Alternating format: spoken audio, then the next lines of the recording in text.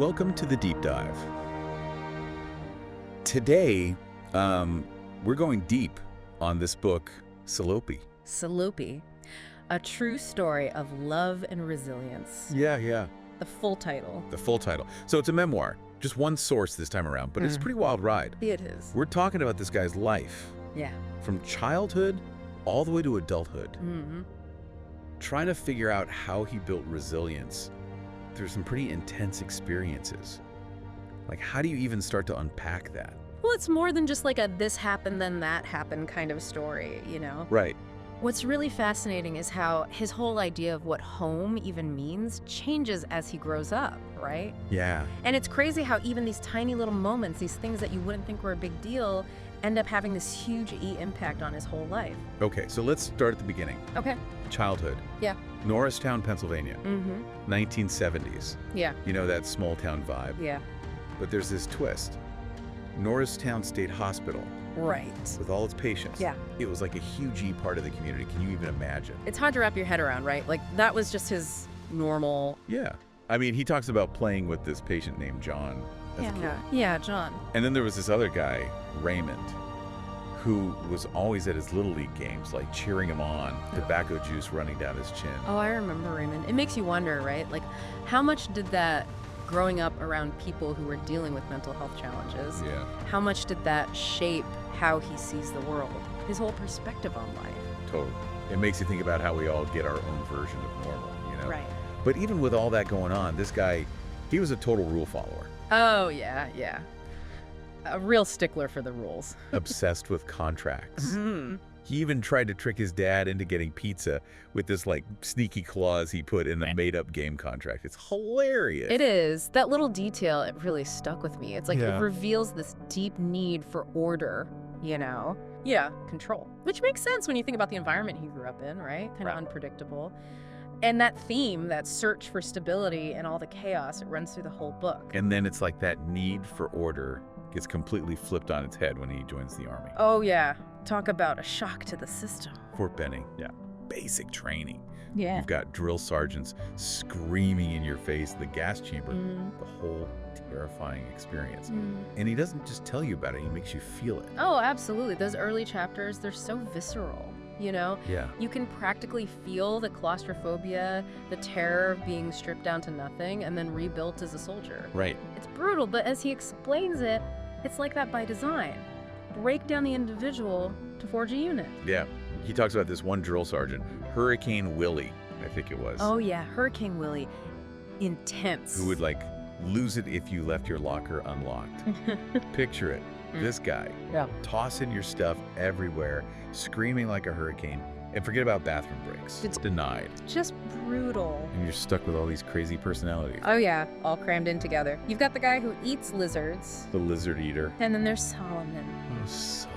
Bless his heart. That whole brown uniform for him. Oh yeah. Everyone else is in gray, and Solomon's like, I washed mine. The way he describes his squad leader's reaction. Priceless. Gray, brown. Why is yours brown, Solomon?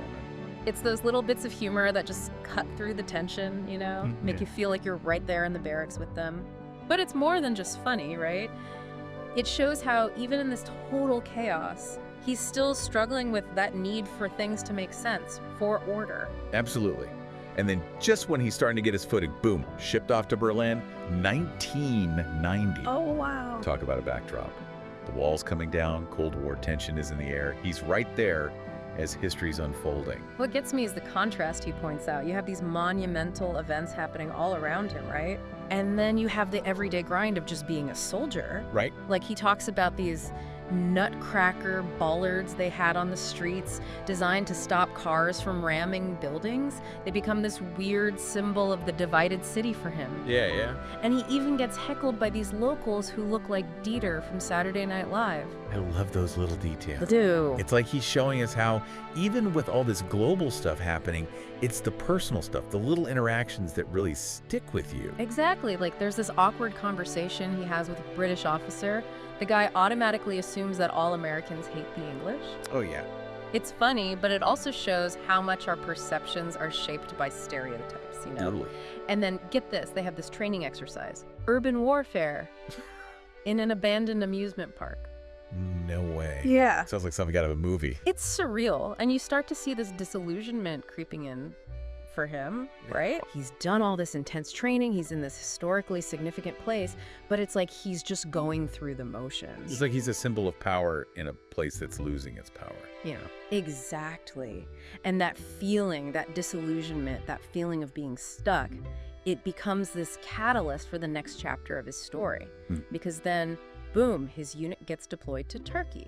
Operation Provide Comfort. Operation Provide Comfort. Things are about to get real. Talk about a shift. From the structure of Berlin to the complete unknown. They're going in to help Kurdish refugees who are fleeing Iraq after the Gulf War. Yeah. But there's so much uncertainty, so much they don't know. He doesn't even know what to pack. The book really builds the suspense here. You can feel the starkness of the landscape, the feeling of being dropped into this chaotic situation where anything could happen. Yeah. But even in the midst of all that, he finds humor. Like, remember when he freaks out over the mosquito sprayer? Oh, yeah. The mosquito spray. He thinks it's a chemical attack. The way he describes that moment, his near panic, it's hilarious. And then there's the 4-hole communal toilet. Oh, yeah. That's an image that stays with you. It does. It's like he's saying, hey, even when things are crazy, even when you're totally uncomfortable, you gotta find something to laugh about. Exactly. And that ability to find humor, to not take himself too seriously, it becomes a huge part of how he copes. But it's in this crazy setting, amidst all the chaos and uncertainty, that something truly remarkable happens. The arrival of Salopi. And that's where we'll pick up next time. This tiny kitten, found during a live fire exercise, ends up changing his life in ways he could never have imagined. It's a story you won't want to miss. We'll be back after a short break. Welcome back to the Deep Dive.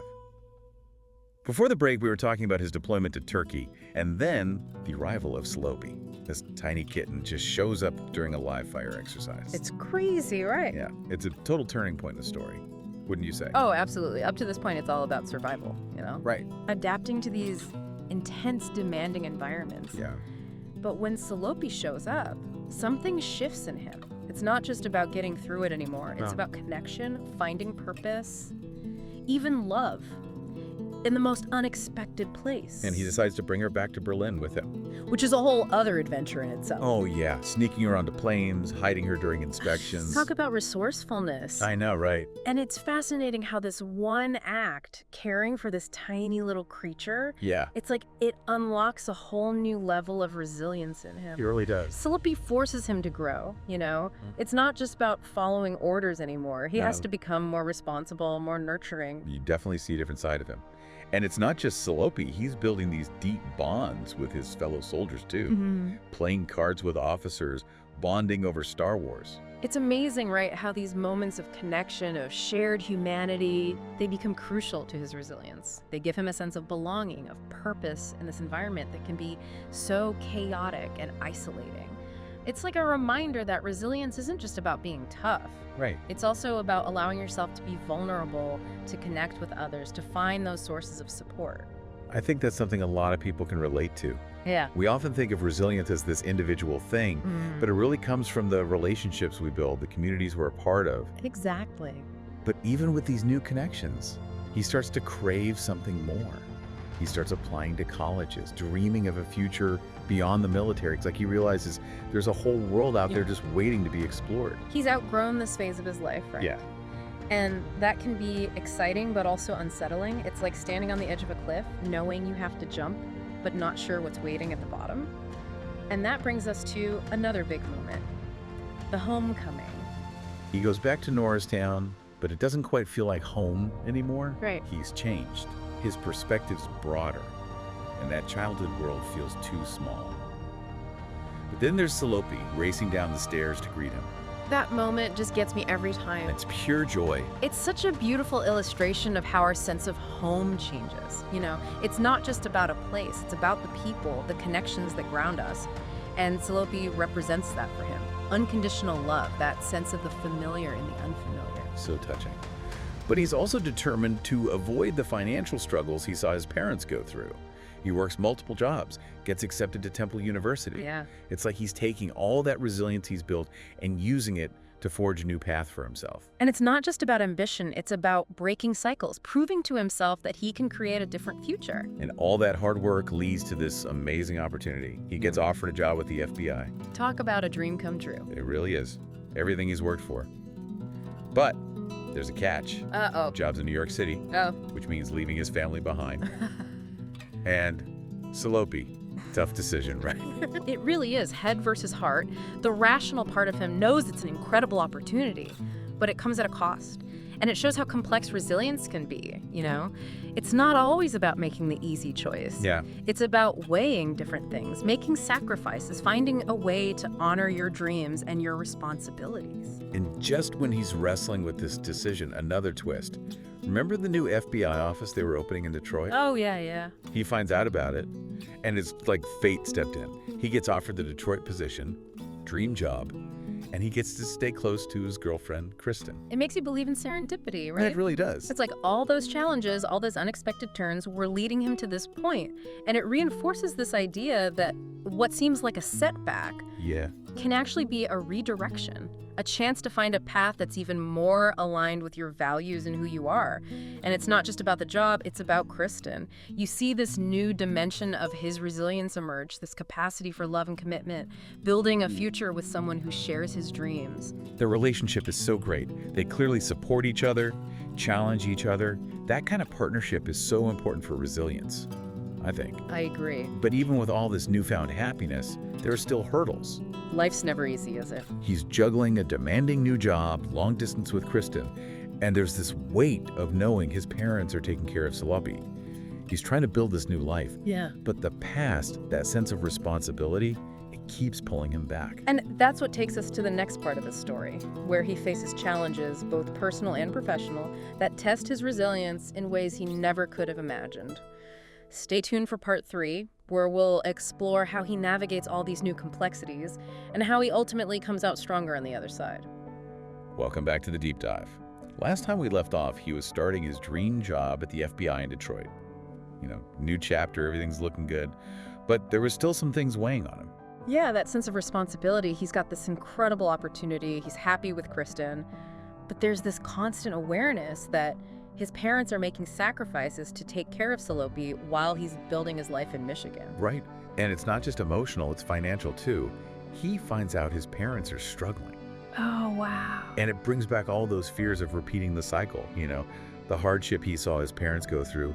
It's like he's trying to move forward, but the past keeps catching up. It shows how resilience is never really finished, is it? It's not a one-time thing. Yeah, Even when you reach your goals, life throws new challenges at you. exactly. And then boom, he and Kristen get engaged. Wow, that's great. You'd think it'd be pure happiness, but he starts overthinking everything. Well, yeah, it's a big step. He's worried about supporting a family, job security, all of those things he saw his parents struggle with. Makes sense though, right? Oh, absolutely. Those are huge decisions. It's normal to feel anxious. I appreciate how honest he is about it. Yeah. Makes it real. But he's got Kristen. She's so supportive, willing to face it all with him.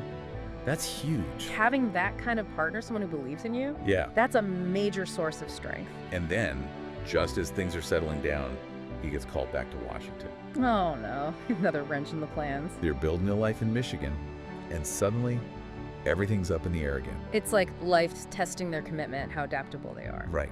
And it's not just a move. The work is different too.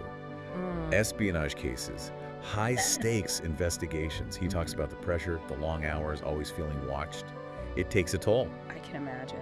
And then, in the middle of all this, he gets news from home. What happened? Salopi passed away. Oh no. It's heartbreaking. Yeah. This animal that brought him so much comfort, Right. a symbol of home, of resilience, gone. And he's so far away, can't be there for those final moments. It adds another layer of grief, doesn't it? You can feel it in his writing. But there's peace too, you know? Yeah. Knowing Salopi had a good life with his parents. Finding gratitude, even in loss, it brings us back to that idea of connection. Yeah. How our lives touch each other, how those bonds shape us. Even though Salopi's gone, she had a huge impact on him. Absolutely. It's amazing how he ties it all together. His story, Salopi's story, they're both about love and resilience. Right. And looking back on his life, now that he's a seasoned FBI agent, you sense this deep gratitude for all the unexpected turns, the tough times that shaped him. It's realizing that resilience isn't about avoiding hardship, it's about how you handle it when it comes, how you find strength, how you come out the other side, maybe a little banged up, but ultimately stronger and more compassionate. And he leaves us with this message.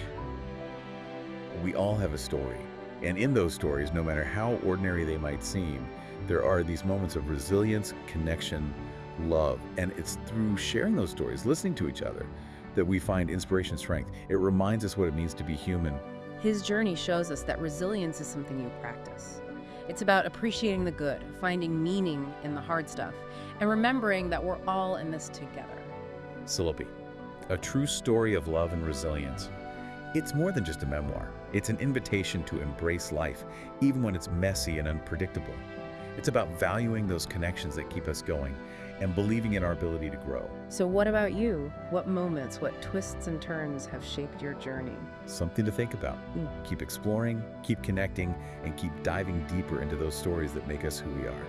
Thanks for joining us on The Deep Dive.